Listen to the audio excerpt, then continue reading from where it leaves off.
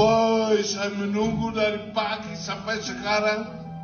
Tidak ada yang datang. Di kawasan Asia Tenggara, ada satu bahasa yang disebut-sebut punya potensi besar menjadi bahasa kedua ASEAN. Bahasa Melayu.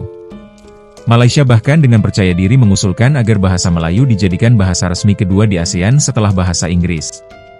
Mereka beralasan, bahasa Melayu digunakan luas di Malaysia, Brunei, Singapura, sebagian Thailand, Filipina Selatan, dan tentu saja, Indonesia.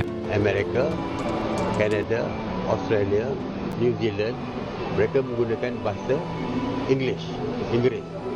Amerika tak kata itu bahasa Amerika. Australia tak kata itu bahasa Australia. Dia masih lagi menyebut English. Sebab English adalah akar kepada semua bahasa.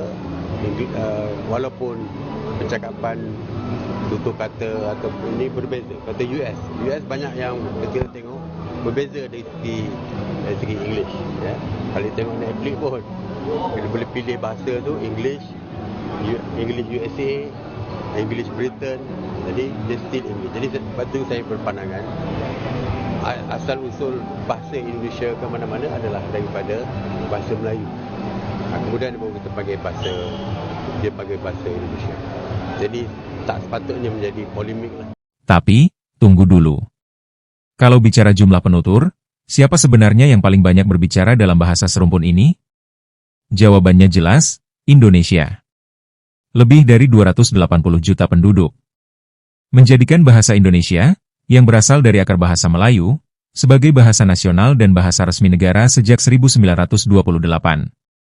Artinya, tanpa Indonesia, bahasa yang mereka sebut bahasa Melayu itu tidak akan pernah mencapai skala dan pengaruh sebesar sekarang. Boleh nak jadikan bahasa Melayu sebagai bahasa kedua ASEAN. Tapi persoalannya bahasa Melayu versi mana? Versi Malaysia atau Indonesia? Yang ini kita kena jelas ya. Walaupun kalian mengatakan akar bahasa Indonesia adalah bahasa Melayu, namun slang dan perkataan serta ayat mereka sangat berbeza dengan bahasa Melayu versi Malaysia. Jadi bahasa Melayu versi negara mana yang akan jadi bahasa Melayu kedua ASEAN? Kalau tanya saya rakan, bahasa Melayu versi Indonesia lebih layak. Sebab apa? Sebab bukankah pemimpin dan rakyat Malaysia sendiri terhegeh-hegeh menggunakan bahasa Melayu versi Indonesia? Bukankah sudah ada sebenarnya banyak saja perkataan Melayu Indonesia yang sudah dijadikan sebagai bahasa Melayu kita, dah sampai masuk dalam kamus kita lagi tu. Anda pun tahu kan perkataan-perkataan tersebut. Saya tak nak sebutlah benda tu. Dalam keadaan kita yang menyembah bahasa Melayu versi Indonesia, apa kau ingat kerajaan Indonesia nak bersetuju jadikan bahasa Melayu versi Malaysia sebagai bahasa ASEAN? Memang taklah. Sudah tentulah mereka nak jadikan bahasa kedua ASEAN tu bahasa Melayu versi Indonesia. Bahkan mereka tak akan setuju istilah bahasa Melayu tu sendiri. Mereka mesti nak tukar istilah tu sebagai bahasa Indonesia. Kedua, kita kena terima hakikat ramai pemimpin dan ahli politik negara kita Malaysia ni tak boleh bercakap bahasa Melayu dengan baik. Anda sendiri tengok kan dalam persidangan Dewan Rakyat. Tengoklah betapa teruknya bahasa Melayu mereka. Nah sekarang, kalau tiba-tiba lah kan ada persidangan ASEAN dengan pihak Indonesia, Singapura, Brunei, dan waktu tu kita kena guna bahasa Melayu.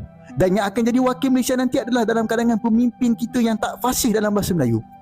Kalaulah dia sendiri tak fasih bercakap bahasa Melayu versi negara dia sendiri, apa kau rasa dia boleh faham ke apa pemimpin Indonesia bercakap dalam bahasa Melayu versi Indonesia? Haramlah dia tak faham. Dan sudah tentulah secara automatik akan ditukar ke dalam bahasa Inggeris, jatuh maruah kita. Jawab saya dua persoalan ni dulu. Lepas dah jawab, saya akan buat pula video kenapa Malaysia tak layak tuntut bahasa Melayu versi Malaysia sebagai bahasa kedua ASEAN. Sedar dirilah. Namun, ada hal yang membuat masyarakat Indonesia geram. Karena di balik gagasan mulia itu, Malaysia jarang sekali mengakui bahwa perkembangan bahasa Melayu modern banyak mengambil inspirasi dan kosakata dari bahasa Indonesia. Kata penelitian, pemerintah, kementerian, perpustakaan, kebudayaan, teknologi, televisi. Semua lahir dan dibakukan lebih dulu di Indonesia. Malaysia baru menggunakannya setelah Indonesia lebih dulu memodernkan bahasanya.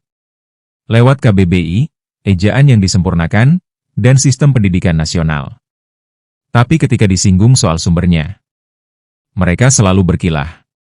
Bahasa kita sama, dari akar yang sama. Padahal, dalam dunia linguistik, Pengakuan sumber dan asal kata itu penting. Bukan soal siapa yang punya, tapi soal menghargai sejarah dan kontribusi bangsa lain. Sekarang saya tidak bisa bilang semua, karena kita baru menjadi anggota. Ini Vice Minister for ASEAN, and kita percaya bahwa setelah summit ini, many contact, dia akan ke sana lihat dia apa saja dia bisa membantu, ya akan membantu. Apa saja mereka minta untuk kesini untuk belajar, orang kita akan kesini untuk belajar di apa saja.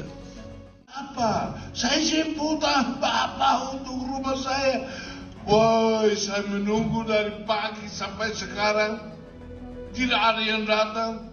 Ya, saya tunggu di rumah. Saya sudah jemput.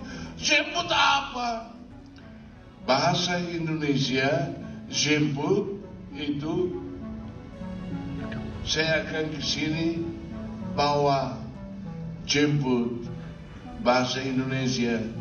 I will come and take you. Saya jemput. Bahasa Melayu, I invite you. Because I didn't understand jemput in Melayu, I told jemput, I have to be outside there waiting for him to take me to his house. Ya, saya sudah jemput. Sudah mana saya berdiri di sini. Lalu sekarang, mereka ingin bahasa Melayu dijadikan bahasa kedua ASEAN. Sebuah ide yang ambisius, tapi terasa timpang. Ketika bahasa serumpunnya yang jauh lebih luas, bahasa Indonesia, justru diabaikan. Bayangkan, bahasa dengan penutur terbanyak keempat di dunia. Digunakan dari Sabang sampai Merauke.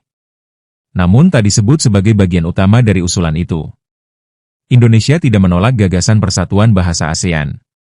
Tapi jangan lupakan kenyataan bahwa bahasa Indonesia adalah bentuk modern dan paling berkembang dari bahasa Melayu. Kalau ASEAN ingin punya bahasa bersama, maka seharusnya kita berdiri sejajar, bukan saling mengklaim. Karena pada akhirnya, bahasa bukan soal nama, tapi soal siapa yang menjaga, mengembangkan, dan memuliakannya.